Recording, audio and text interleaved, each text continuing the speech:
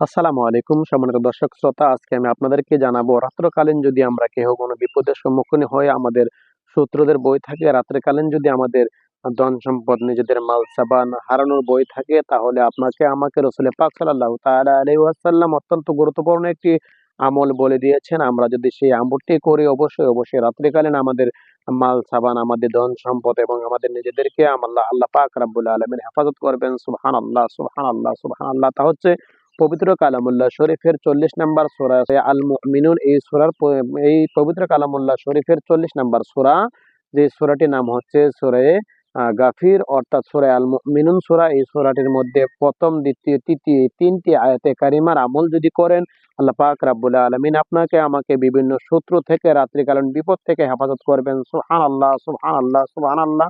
বিশেষ করে তিরমিজি শরীফের ১৬৮২ নাম্বার হাদিস।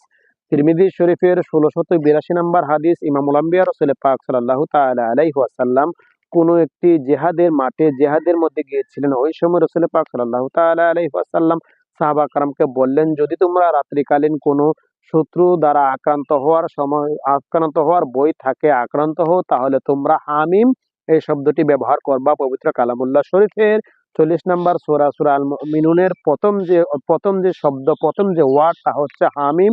এই হামিম শব্দটি ব্যবহার করবা, এতে করে আল্লাহ পাক রাব্বুল আলামিন রাত্রিকালীন তোমাদের সমস্যা থেকে হেফাজত করবেন। সুবহানাল্লাহ, সুবহানাল্লাহ, সুবহানাল্লাহ।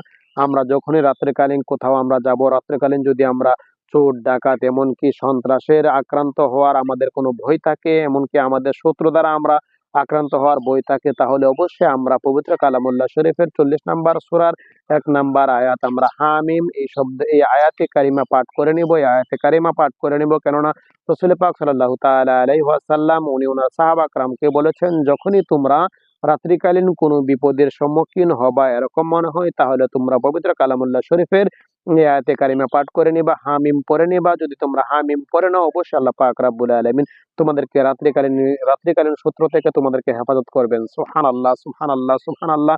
এইজন্য প্রিয় ভাই বন্ধুরা, আমি আপনাদেরকে বলবো, অবশ্যই রাত্রিকালীন যদি আপনারা কোনো বিপদের সম্মুখীন হন, তাহলে আপনারা পড়ে নিবেন হামিম এই আয়াতে কারিমা পড়ে নিবেন, কেননা এটা আমার কথা নয়, পবিত্র কালামুল্লাহ শরীফের ৪০ নাম্বার সূরার আলোচনা। বিশেষ করে রাসূল পাক সাল্লাল্লাহু তাআলা আলাইহি ওয়াসাল্লামের হাদিস, তা হচ্ছে তিরমিজি শরীফের ১৬৮২ নাম্বার হাদিস। এই হাদিসে স্পষ্ট রাসূল পাক সাল্লাল্লাহু তাআলা আলাইহি ওয়াসাল্লাম বলেছেন, যখনই তোমরা রাত্রিকালীন কোনো সমস্যার মধ্যে পড়বা, তোমাদেরকে শত্রুরা আক্রান্ত করবে এরকম একটা ভয় থাকে, তাহলে তোমরা কি করবা?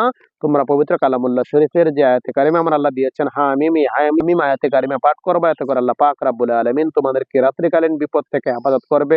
আল্লাহ পাক রাব্বুল আলামিন আপনাকে আমাকে